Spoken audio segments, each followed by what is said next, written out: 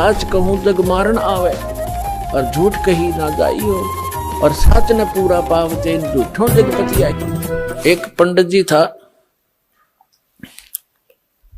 काशी विद्यापीठ पढ़काया वो ब्राह्मण। एक राजा ने कोई हवन कराना था, अनुष्ठान कराना था, उसका न्योता दिया।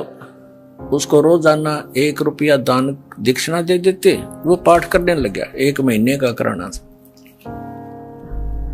अब उस विद्वान की पत्नी अपना, क्योंकि पैसा मिलने लगने के बाद यू काल फिर अलग से रंग दिखाता है, वह बढ़िया तो कपड़े पहने और गले में अपने बढ़िया जेवरात आभूषण बनवा लिए। तो पानी लेने के लिए, जल लेने के लिए कुएं पे इकट्ठी होया करती बहनें। तो ब्राह्मणों के कुएं अलग होते थे, अन्य जाति वालों के अलग अलग हुआ करते थे। तो सब ब्राह्मणी इकट्ठी होती, तो वो पूछती कि ये नए नए आभूषण तू कैसे खरीद रही है। उसने बताया कि मेरा पति राजा के यहाँ कथा करने जाता है, मंत्र जाप करता, अनुष्ठान करता है, और राजा प्रतिदिन 1 चांदी का रुपया दक्षिणा देता है। तो उससे वार्ता हुई थी जिस बहन से, ब्राह्मणी से। उसने अपने पति के कान ठे कि आप यहाँ पड़े रहते हो, वो फलानी का घरवाला वहां जाता है और पाठ करता है, 1 रुपया डेली दक्षिणा देते हैं, और भी पंडितों की आवश्यकता है। वो कह रही थी आप भी चले जाओ। तो पंडित जी कहने लगा मैं तो ऐसा देसी सा पंडित हूं, और वो पढ़का रहा काशी विद्यापीठ, उसके बराबर में मेरी दुकान चलेगी नहीं। वह उसके सिर होगी, तू तो ऐसे बहाने मिलाया करे हैं, तू धक्के खानता अंडे और जाते अच्छा माल मिला जाता नहीं। ज्यादा कहने से वो चला गया। और क्योंकि ऊपरली वेशभूषा तो ब्राह्मण की एक जैसी हो है, मंत्री से कहा जी मैं भी ब्राह्मण हूँ, कहा जब पंडित जी बैठो। उसका एक आसन लगा दिया और माला दे दी कि तू भी बोल दे, तुम मंत्र के ले बैठ के। अब उन मंत्रों ने सुना कोई नहीं करता, वो पंडित अपने करते रहे, राजा लोग अपने मौज मस्ती कहीं घूमते रहो। अब वो तो बोला अपने संस्कृत के श्लोक, उन्हें तो याद थे, जो पहले वाला विद्वान पुरुष था। दूसरा था अनपढ़ मेरे जैसा, वो तो बोला मंत्र जैसे भूर भव स्व, वो नको है, जो यू को है, जो यू को है, जो यू को है। अपना उसने भी 1 असरफी मिल गई सामने और 1 रुपया। मन में क्या, जो यूं को है, जो यूं को है। अगले दिन 2 दिन पीछे हुआ भी, फिर उसकी पत्नी भी लागी ऐसे हार श्रृंगार पैर के गई। वो तीसरी को पता लगा, उसने अपने पति को श्रृंगारा। उसने भी यही प्रार्थना की कि वो तो विद्वान है, दूसरा भी मेरे से कुछ ज्यादा ही जानता है, पर मेरी बात बने नहीं। ज्यादा कहने से वो भी चला गया। अब वो जो विद्वान था वो तो अपने बोल ही रहा था, उसने उधर ध्यान नहीं उनका, ये क्या बोलना, ठीक है ब्राह्मणों के बोलते रहेंगे अपने मंत्र। तो तीसरा पहुंचा, उसका भी आसन लगा दिया। पहला अपना संस्कृत बोल रहा है श्लोक शुद्ध, दूसरा है, तीसरा कब तक नंबेगी, कब तक नंबेगी, कब तक नंबेगी, कब तक नंबेगी, कब तक नंबेगी, मारी बकवाद। तो उसको भी शाम को 1 रुपया मिल गया। उसकी पत्नी ने फिर ऐसे ही अपना रूप बदला।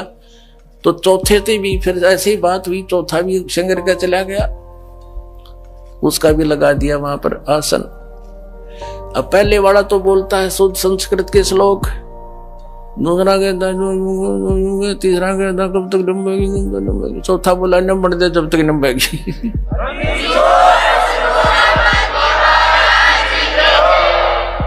तब ये संत न्यू देख रहे हैं नंबर दे जब तक नंबेगी, पर यह भी नंबे को ना, यही तो तुमने ऑनलाइन रखूंगा जब तक, या तो सारी जनता नहीं जाएगी लेगी, या तुम खुद नहीं कह दोगे हमारी गाड़ी खराब हो ली।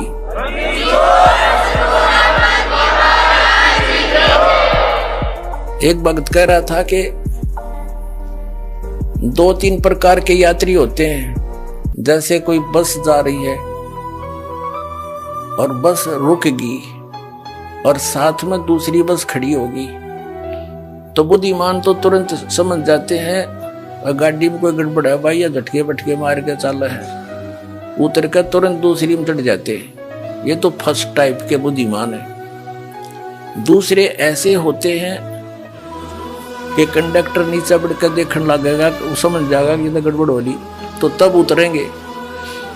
और तीसरी टाइप के इसे निकट्ठू होते हैं कि कंडक्टर ड्राइवर भी दूसरी बस में चढ़ लेंगे ना, कति कंडम कह यार बिगड़ दी भाई, मिला जब उतरा कर उस गाड़ी में थे।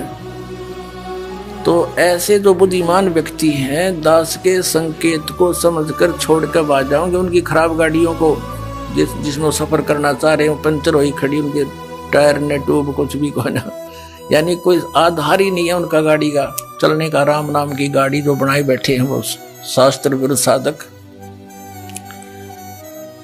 और फिर शेष जब आओगे, जब उनके गुरुजी ने कह देंगे भाई सालो सचमुच हमारा तो हमारे पास ज्ञान नहीं था, वो भी बुद्धिमान व्यक्ति होता है जो न्यू कह दे भाई गाड़ी खराब हो रही या ठीक नहीं चल सकती और तुम अपनी व्यवस्था और कर लो।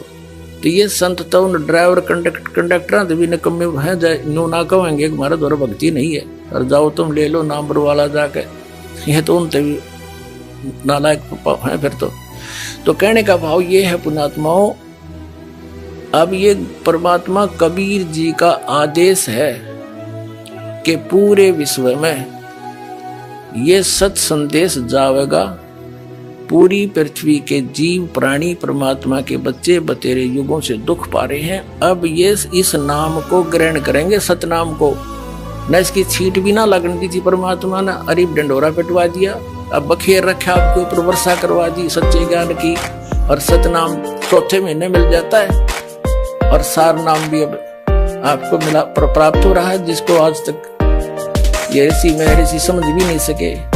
तो अब ये पूरे विश्व में जाएगा और सभी संतों को इस सत्य ज्ञान का लोहा मानना पड़ेगा, और उनकी भलाई है वो मानने इस बात को।